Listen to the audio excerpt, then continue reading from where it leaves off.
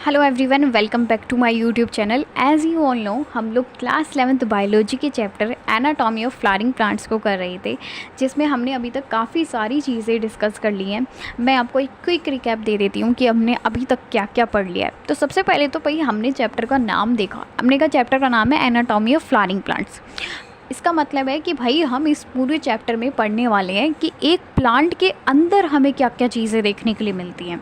इससे पहले जो चैप्टर दिया हुआ है एनसीईआरटी में, उसका नाम है मॉर्फोलॉजी ऑफ फ्लावरिंग प्लांट्स, जिसमें हम देखते हैं जब हम लोग भाई प्लांट को बाहर से देखते हैं तब हम उसकी ब्यूटी को जब निहारते हैं तो हमें क्या क्या चीज़ें देखने के लिए मिलती हैं। ठीक है, मतलब ऊपर से प्लांट कैसा दिखता है वो हम मॉर्फोलॉजी वाले चैप्टर में पढ़ते हैं। इस चैप्टर में हमने पढ़ना है कि भाई प्लांट के अंदर क्या क्या चीज़ें मिल रही है। फिर हमने इस चैप्टर को पढ़ना शुरू किया, मतलब प्लांट के अंदर के स्ट्रक्चर्स को पढ़ना शुरू किया। हमने कहा भाई देखो, प्लांट के अंदर सबसे पहले तो हमें टिश्यूज़ देखने के लिए मिल रहे हैं। टिश्यू क्या होते हैं भाई? टिश्यू होते हैं ग्रुप, सेल के ग्रुप, मतलब बहुत सारे सेल्स का ग्रुप है तो उसको हम टिश्यू बोल रहे हैं। ठीक है, हमने कहा भाई जो प्लांट होते हैं ना उसके अंदर काफ़ी अलग अलग तरह के टिश्यूज़ होते हैं। मैंने आपको वो सारे टिश्यूज़ के बारे में पढ़ा दिया है। ठीक है, फ्लो चार्ट भी बना के दिखाया था और उसी के साथ में हमने एक एक टिश्यू को काफ़ी अच्छे से डिटेल में पढ़ लिया था। फिर हमने कहा अब ठीक है भाई, टिश्यू की बात हो गई, अब आता है टिश्यू सिस्टम। जैसे हम ह्यूमंस की बॉडी के अंदर टिश्यू, हमारी बॉडी के अंदर ऑर्गन सिस्टम मिलता है, जैसे digestive system, excretory system, reproductive system, उसी तरीके से नहीं यार, प्लांट के अंदर भी टिश्यू सिस्टम मिलता है। यानी कि काफ़ी अलग अलग टिश्यूज़ मिलके एक सिस्टम बनाते हैं जिसको हम टिश्यू सिस्टम कह रहे हैं। हमने कहा भाई देखो, हमें 3 तरीके के टिश्यू सिस्टम पढ़ने होते हैं प्लांट के अंदर। कौन कौन से? सबसे पहले आता है epidermal tissue system, vascular tissue system and ground tissue system. यही 3 टिश्यू सिस्टम्स के बारे में हमें पढ़ना होता है। मैं आपको जस्ट एक थोड़ा सा ओवरव्यू दे देती हूँ इन तीनों के बारे में। देखो यार, हम देख रहे हैं हमारे पास में प्लांट, उस प्लांट की जो आउटर कवरिंग है, यानी कि ये कह सकते हैं, आपने देखा होगा रेनी सीजन में रेन कोट पहनते हैं हम, तो वो रेन कोट क्या करता है, हमें बाहर से पूरा कवर कर लेता है ना। तो हम कह रहे हैं भाई देखो, प्लांट को जो बाहर से कवर किया हुआ है जिसने, वो है एपिडर्मल टिश्यू सिस्टम। तो अगर मैं आपसे साफ तौर से पूछ लूँ कि भाई एपिडर्मल टिश्यू सिस्टम कहाँ देखने के लिए मिलेगा, तो एपिडर्मल टिश्यू सिस्टम ना हमें पूरे प्लांट की कवरिंग में देखने के लिए मिलेगा। ठीक है, उसी हिसाब से उसके काम होते हैं। फिर हमने कहा वैस्कुलर टिश्यू सिस्टम। भाई वैस्कुलर टिश्यू सिस्टम में हम बात करते हैं कि जाइलम और फ्लोएम कैसे होते हैं, है ना, जाइलम और फ्लोएम की पोजीशन वगैरह के बारे में बात करते हैं। ठीक है, फिर हम कहते हैं ग्राउंड टिश्यू सिस्टम क्या है। भाई देखो क्या चीज़ है, हमने कहा कि एक जो सबसे बाहर वाली कवरिंग है वो एपिडर्मल ने बना दी, बीच में जाइलम और फ्लोएम मिल रहे हैं, उसको वैस्कुलर टिश्यू सिस्टम कह दिया। अब जो भी बचा हुआ पार्ट है ना, एपिडर्मल टिश्यू सिस्टम और वैस्कुलर टिश्यू सिस्टम को छोड़ के जो भी पार्ट है प्लांट में, वो आता है ग्राउंड टिश्यू सिस्टम में। ठीक है, तो ये सब हमने कल पढ़ लिया था। अब हम आज क्या पढ़ने वाले हैं? आज हम पढ़ने वाले हैं डाइकोट रूट के बारे में। अब देखो यार, मैंने आपको बहुत टाइम से बोला कि हम डाइकोट और मोनोकोट्स के बीच में डिफ्रेंशिएट करने वाले हैं, तो अब वो टाइम आ गया जब हम ये चीज़ करने वाले हैं। तो देखो आज हम पढ़ेंगे डाइकोट रूट। अब देखो, आज की जो वीडियो होगी ना, उसमें सब कुछ आपने पढ़ रखा होगा, तो इसलिए मैं आपको रिकमेंड करूँगी कि आप पहले प्रीवियस वीडियोस देख लीजिए, क्योंकि जो भी आज हम टर्म्स को पढ़ेंगे ना, तो अगर कोई न्यू स्टूडेंट है तो उसके लिए वो शायद नया हो सकता है, लेकिन अगर किसी ने कंटिन्यूसली रेगुलरली वीडियोस देखी हैं तो उसको ये टॉपिक बहुत ईजी लगेगा, क्योंकि ये सब हम पढ़ चुके हैं। फिर भी मैं कोशिश करूँगी, ट्राई करूँगी कि मैं चीज़ों को एक्सप्लेन करने की कोशिश करूँ। ठीक है, तो वीडियो स्टार्ट करते हैं। देखो यार, डाइकोट रूट के अंदर हमें सबसे पहले क्या चीज़ देखने के लिए मिलती है? सबसे पहले हमें देखने के लिए मिलती है एक लेयर जिसको हम नाम देते हैं एपिब्लेमा। अब ये होता क्या है? एपिब्लेमा, आप लोगों ने एपिडर्मिस के बारे में तो पढ़ा है ना। एपिडर्मिस क्या होती है? प्लांट की आउटर मोस्ट लेयर होती है। अब यार मैंने आपको ये चीज़ समझाई थी कि भाई देखो, मान लो जैसे ये हमारी स्किन है ना, हमारी बॉडी के अंदर जो सबसे बाहर वाली लेयर है उसको हम स्किन बोल रहे हैं। वहीं पे अगर हम एक प्लांट की बात करते हैं ना, तो प्लांट की जो सबसे बाहर वाली लेयर होती है उसको हम बोलते हैं एपिडर्मिस। ठीक है, अब ये जो एपिब्लेमा है ना, ये एपिडर्मिस ही है, लेकिन इसको ना हमने थोड़ा सा मॉडिफाई किया है भाई। अब कुछ जैसे कि मान लो भाई आप पर्टिकुलरली बहुत टाइम से एक जैसा कैरेक्टर रख रहे हो, लेकिन थोड़ा सा आप में मॉडिफिकेशन आ जाता है। जैसे कि मान लो पहले आप पतले थे, फिर आप थोड़ा सा मतलब फैटी से हो गए, तो आपका एक नया नाम रख देते हैं, गोलू मोलू ऐसे करके। तो उसी तरीके से भाई है ये एपिडर्मिस, लेकिन ना इसने थोड़ा सा अलग काम कर दिया है, इसके जो पर्सनैलिटी है उसमें थोड़ा सा अलग डिफरेंस आ गया है, इसलिए हमने इसका नाम एपिब्लेमा रखा है। अब ये देखना ज़रूरी है कि भाई इसमें वो क्या ऐसा क्या इसमें डिफरेंस आ गया पहले से। तो वो ये डिफरेंस आया है कि भाई ये एपिडर्मिस है, एपिडर्मिस तो है लेकिन विद रूट हेयर। ये वो एपिडर्मिस है जिसके ऊपर रूट हेयर्स मिल रहे हैं। अब भाई रूट हेयर क्या होता है, याद आया कुछ रूट हेयर को पढ़ के? पहले पढ़ा था हमने। देखो यार रूट हेयर कुछ नहीं होते। अभी जब आप स्टेम पढ़ोगे ना तो वहाँ पे हमें ट्राइकोम्स देखने के लिए मिलेंगे। देखो हमारे पास में ना दो चीज़ आती हैं, रूट हेयर और ट्राइकोम्स। भाई देखो ये क्या होते हैं, इन दोनों में थोड़ा सा डिफरेंस होता है। जो रूट हेयर होते हैं, पहले मैं यहाँ पे उसी के बारे में बताऊंगी। रूट हेयर कुछ नहीं होते यार, यूनिसेलुलर होते हैं, ठीक है, यानी कि सिंगल सेल से मिलकर बने होते हैं, और ना हमारे जो एपिडर्मिस है उसमें से निकल रहे होते हैं, ठीक है, समझ में आ गया? मतलब बिल्कुल ऐसे धागे धागे से देखने को मिलते हैं।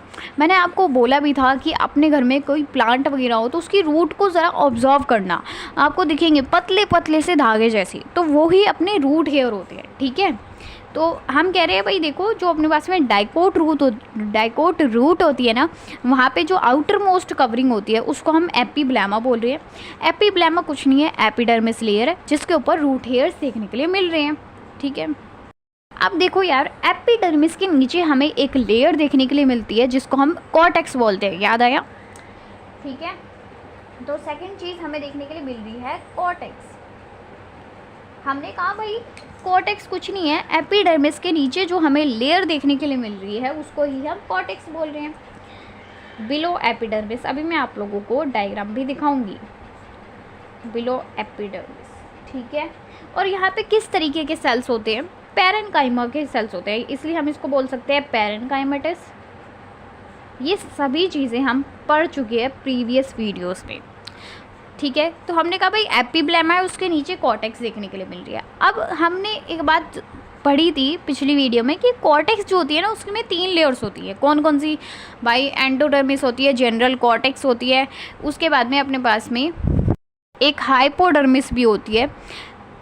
दोबारा कब रिपीट करती हूँ मैं एक बारी। देखो यार ये अपने पास में एपिडर्मिस लेयर है, ठीक है, इसके नीचे ना हमें कॉर्टेक्स देखने के लिए मिल रही है। ये जो कॉर्टेक्स है इसमें भी ना 3 लेयर्स है। ये वाली होती है अपनी हाइपोडर्मिस, उसके बाद में ये वाली जो लेयर है ये हो गई जनरल कॉर्टेक्स, एंड देन ये वाली अपनी एंडोडर्मिस होती है, ठीक है, पता है ना ये चीज़, ठीक है। तो हम कह रहे हैं भाई यहाँ पे एंडोडर्मिस भी प्रेजेंट होती है जिसमें हमें सुबेरिन की लेयर देखने के लिए मिलती है। पढ़ा है हमने, सुबेराइज्ड होती है, ठीक है। जैसे पानी, वो पानी के लिए इम्परमिएबल होती है, यानी कि पानी को पास नहीं होने देती। अब देखो उसके बाद में हम कहते हैं भाई पेरिसाइकिल देखने के लिए मिल रही है। पेरिसाइकिल के लिए हमने क्या क्या चीज़ें पढ़ी थी? हमने कहा था भाई ये जो पेरिसाइकिल होता है ये पैरेनकाइमा सेल से मिलकर बना होता है, पैरेनकाइमेटिस है, ठीक है। फिर उसके लिए हमने इसका जो काम होता है, फंक्शन होता है, वहाँ से मेनली काफ़ी क्वेश्चंस आते हैं कि भाई ये क्या करता है। ये हमारे लेटरल रूट्स और वेस्कुलर बंडल को डेवलप करवाता है। अब ये चीज़ें क्या होती हैं अगर आपको नहीं पता, लेटरल रूट्स क्या है, वेस्कुलर बंडल क्या है, तो देखो वेस्कुलर बंडल के बारे में तो हमने पढ़ा भी है और लेटरल रूट्स के बारे में भी थोड़ा थोड़ा पढ़ा हुआ है, लेकिन ये चीज़ें ना जब हम सेकेंडरी ग्रोथ पढ़ेंगे तब हम ज़्यादा अच्छे से पढ़ेंगे। तो अभी इस चीज़ के लिए तो टेंशन मत लो कि ये क्या होता है, क्योंकि वो हमें पढ़ना है सेकेंडरी ग्रोथ में, ठीक है। हमने कहा भाई 3 लेयर्स देखने के लिए मिली हैं अभी तक रूट में, डाइकोट रूट में एपिब्लेमा, कॉर्टेक्स और पेरिसाइकिल, ठीक है। अब पेरिसाइकिल के बाद में हमें देखने के लिए मिल रहे हैं हमारे वेस्कुलर बंडल्स, ठीक है। वेस्कुलर बंडल क्या होते हैं यार? वेस्कुलर बंडल हम फ्लोएम और जाइलम को ही बोल रहे हैं। फिर हमने ये भी देखा था ना कि वेस्कुलर बंडल 2 तरह के हो सकते थे, ओपन या फिर क्लोज। हमने एक और चीज़ पढ़ी थी कि ये जो वेस्कुलर बंडल होते हैं इनकी अरेंजमेंट को देख के हम इन्हें 2 कैटेगरीज में डिवाइड करते हैं, रेडियल और कॉन्जॉइंट। याद आ रहा है सब कुछ, ठीक है। तो हमने कहा भाई ये वेस्कुलर बंडल जो है, अब मेनली आपसे क्वेश्चन क्या पूछेगा भाई, डाइकोट रूट के अंदर किस तरीके के हमें वेस्कुलर बंडल देखने के लिए मिल रहे हैं। सबसे पहले तो हमें इनका नंबर याद रखना है, यहाँ से काफ़ी क्वेश्चंस आते हैं। तो आपसे पूछ लेगा डाइकोट रूट के अंदर कितने जाइलम बंडल्स देखने के लिए मिल रहे हैं, सॉरी वेस्कुलर बंडल कितने देखने के लिए मिल रहे हैं। तो इसके लिए सीधा सीधा नंबर याद रखो, 2 से लेके 4 वेस्कुलर बंडल हमें देखने के लिए मिलते हैं, ठीक है। अब हम कह रहे हैं किस तरीके के अरेंजमेंट होती है, तो यहाँ पे होती है अपने पास में रेडियल अरेंजमेंट। रेडियल अरेंजमेंट क्या होता है, मैं एक बार दोबारा से बता देती हूँ। रेडियल अरेंजमेंट, ठीक है, रेडियली अरेंज होते हैं। देखो यार यहाँ पे ध्यान देना, 2 तरह का अरेंजमेंट देखने के लिए मिलता है हमें हमारे वेस्कुलर बंडल्स के लिए। पहला अरेंजमेंट इस तरीके का हो सकता है,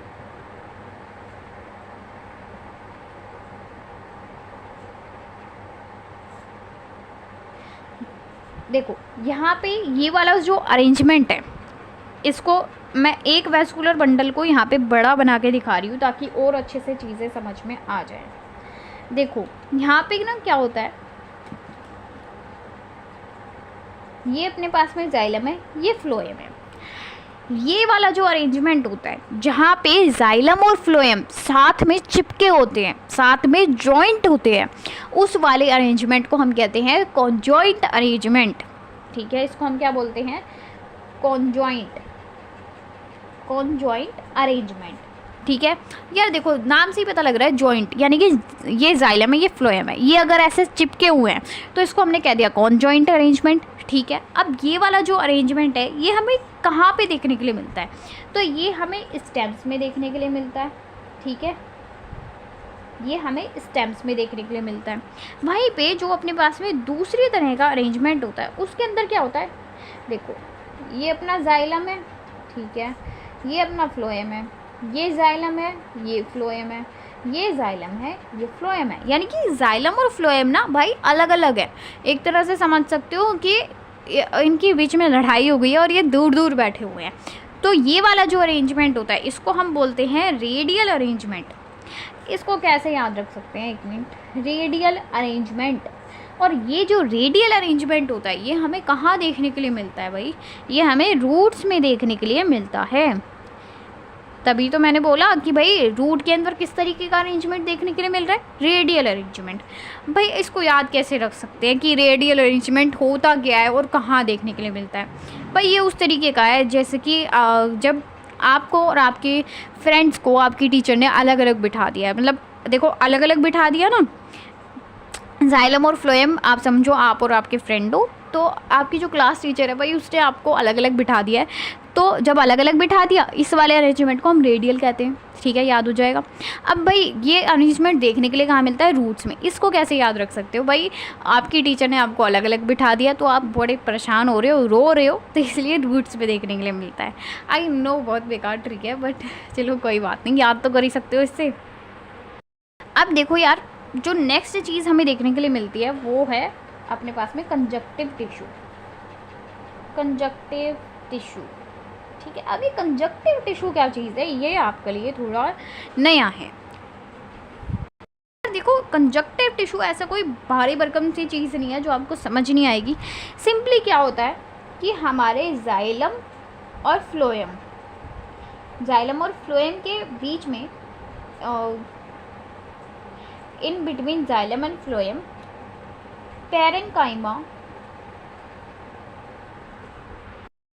parenchymatous cells present. See I know मेरी राइटिंग बहुत बेकार है और यार देखो मैं ये बात बोलती हूँ और आज भी बोल रही हूँ जल्दी से कि देखो यार मैं ना अपनी वीडियोस में कंटेंट को अच्छे से प्रोवाइड करने में बिलीव करती हूँ, ना कि ऐसे सुंदर सुंदर लिखने में। तो यहाँ पे मेरा यार ज़्यादा फोकस रहता है कि मैं आपको चीज़ों को समझाऊँ, ना कि चीज़ों को अच्छे से लिख के दिखाऊँ। सिर्फ वो बुक्स में भी लिखा हुआ है, वो हर जगह लिखा हुआ है और ये सच्चाई है कि भाई वो लिखा ही रह जाता है, यहाँ पे समझ में नहीं आता। तो यहाँ पे समझने पे ज़्यादा ध्यान दिया करो। अगर आपको चीज़ें नोट करनी है तो मेरे को बता दिया करो कमेंट में, मैं नोट्स प्रोवाइड कर दूँगी। जैसे कि प्रीवियस वीडियो में किसी ने कमेंट भी किया था एक, एंड वो रेगुलर स्टूडेंट है एंड उन्होंने कहा था कि नोट्स प्रोवाइड करने के लिए, तो वो मैं 1-2 दिन में कर दूँगी, ठीक है। तो अब देखो यार, हम कह रहे हैं कंजक्टिव टिश्यू क्या होता है यार। देखो जाइलम और फ्लोएम के बीच में ना ऐसे पैचेस से पड़े होते हैं पैरेन्काइमा सेल्स के, ठीक है, उसी को ही हम कंजक्टिव टिश्यू बोले हैं। जैसे कि पैचेस देखा है कभी आपने, पैच टेस्ट किया है, एक होता है जब कोई कॉस्मेटिक वगैरह यूज़ करते हैं तो उसके लिए पैच टेस्ट करवाते हैं, ठीक है। तो उसी तरीके से हम कह रहे हैं भाई क्या हो रहा है कि जाइलम और फ्लोएम के बीच में ना ऐसे ऐसे पैचेस से पड़े हुए हैं पैरेन्काइमा सेल्स के, या समझ सकते हो पैरेन्काइमा सेल्स के ना धब्बे धब्बे से पड़े हुए हैं जाइलम और फ्लोएम के बीच में, ठीक है। अब तो बस लास्ट चीज़ बचती है जो कि होती है पित्त, ठीक है। पित्त के बारे में हमने पढ़ा था भाई, पित्त कुछ नहीं होता। लास्ट में हमारे पास में पित्त बच रही है, पित्त। अब देखो यार, आपने एक चीज़ नोटिस की होगी, जिन्होंने ये चीज़ें पहले पढ़ी हुई है ना वीडियो में, उनको ये बहुत ईजी लगा होगा टॉपिक।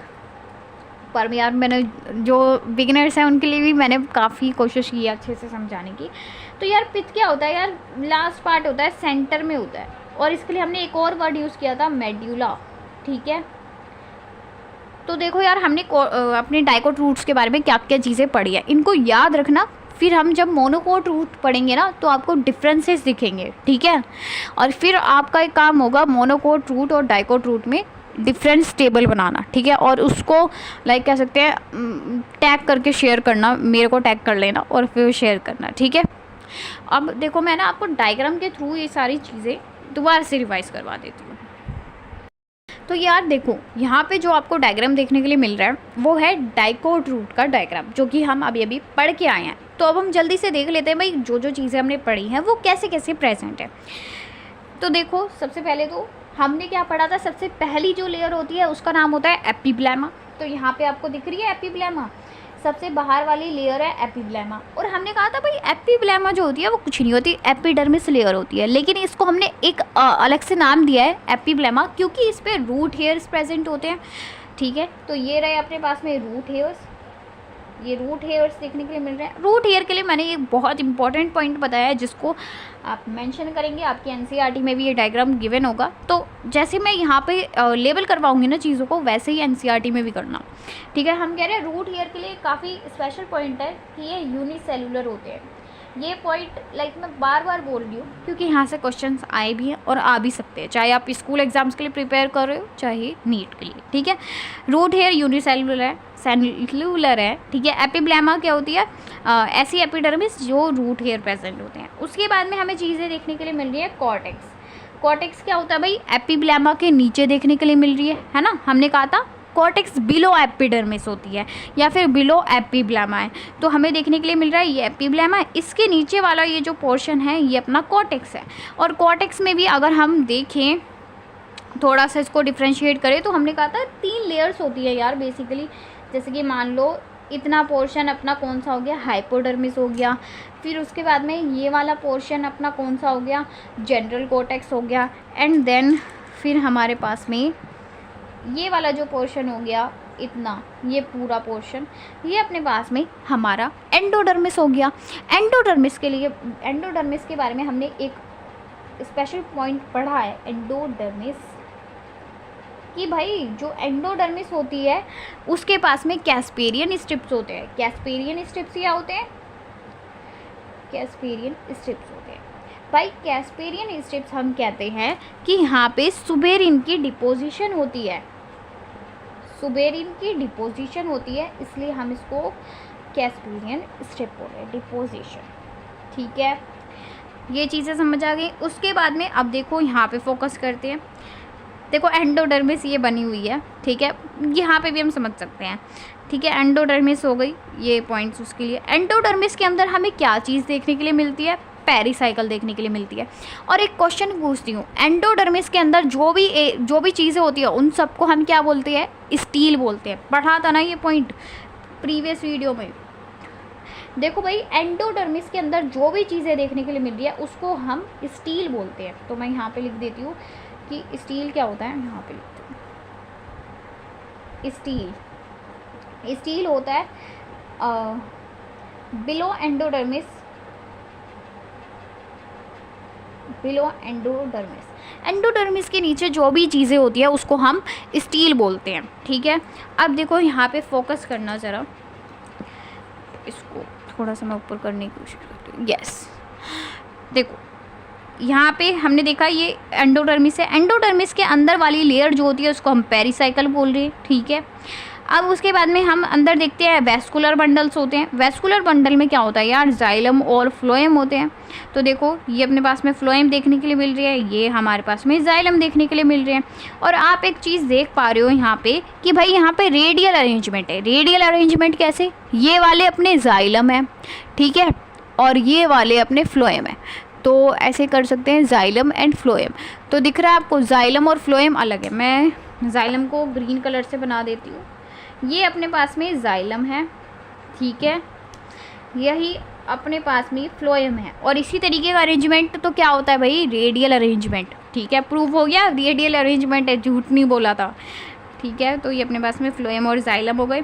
अब ये प्रोटोजाइलम मेटाजाइलम क्या होता है, इस चीज़ के बारे में भी हम पढ़ चुके हैं, ठीक है। तो इसलिए प्रीवियस वीडियोस देख लेना। अब उसके बाद में जो लास्ट चीज़ देखने के लिए मिल रही है बीच में, पित्त। मैंने कहा था ना सेंटर में होती है पित्त, इसी को हम मेड्यूला भी बोलते हैं। तो यहाँ पे लिख लो, मेड्यूला भी बोलते हैं, ठीक है। तो ये था अपना डाइकोट रूट। आई होप कि आपको चीज़ें समझ में आ गई हूँ, ठीक है। और यार देखो,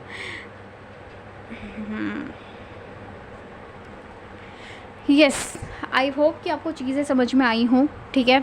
और अगर सब कुछ समझ में आया या फिर सब कुछ नहीं तो कुछ पॉइंट्स अगर नहीं समझ में आए ना, तो या तो एक काम कर सकते हो, मेरे को कमेंट करके बता देना कि भाई हमें ये पॉइंट समझ में नहीं आया, तो मैं पर्टिकुलरली सिर्फ उस पॉइंट को रिपीट कर दूंगी, ठीक है, आपका डाउट क्लियर कर दूंगी वहीं पे। अब आपको क्या करना है, जाके एनसीईआरटी पढ़नी है, इस टॉपिक को एटलीस्ट पढ़ लेना, एनसीईआरटी में डायग्राम देख लेना, अब सब कुछ समझ में आ जाएगा, एक एक वर्ड क्लियर हो जाएगा। वहीं पे अगर आपको कोई टॉपिक नहीं समझ में आया तो एक बारी वीडियो को अगेन देख लेना दोबारा से 2x स्पीड पे। स्पीड ना बढ़ी जाती है, यूट्यूब पे फीचर होता है कि हमारे पास में स्पीड हम बढ़ा सकते हैं, तो एक बारी 2x स्पीड पे देख लेना, फिर सब कुछ क्लियर हो जाएगा। तो अगर आपको समझ में आया हो तो प्लीज़ मेरे एफर्ट्स को थोड़ा सा अप्रिशिएट करना, ठीक है, क्योंकि अप्रिशिएशन की ज़रूरत सबको होती है, आपको भी होती है, मेरे को भी होती है। If you will get good marks और आपके पेरेंट्स लाइक तब भी कहें कि कुछ रिएक्ट ही ना करें और बोले कोई बड़ी बात नहीं है, ये वो सब लाते हैं, तो फिर आपको भी बुरा लगेगा। या फिर वो कुछ रिस्पॉन्स ही ना दे, आपको कुछ गिफ्ट ना दे, तो फिर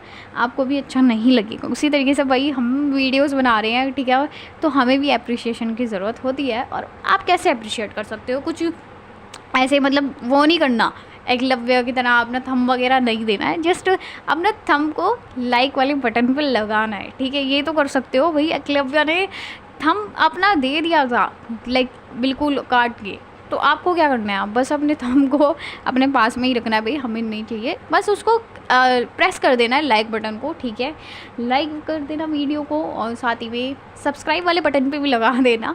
और कमेंट कर सकते हो, अगर टाइप कर सकते हो थोड़ा बहुत तो कमेंट भी कर सकते हो, ठीक है।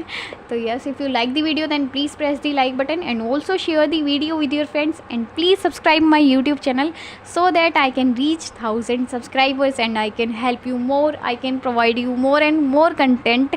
लाइक यूट्यूब के कुछ क्राइटेरिया होते हैं, रिक्वायरमेंट होती है कि 1000 सब्सक्राइबर होंगे तभी हम लाइव क्लासेस लेने देंगे, तभी हम लोग आपको लाइक टेस्ट वगैरह प्रोवाइड करने देंगे।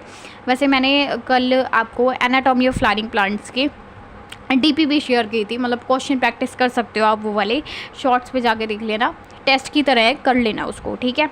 और yes please, thank you so much for visiting our channel, thank you so much for watching our videos and thank you so much for showing some great support and yes I will really thankful to all of you, ठीक है। Thank you so much.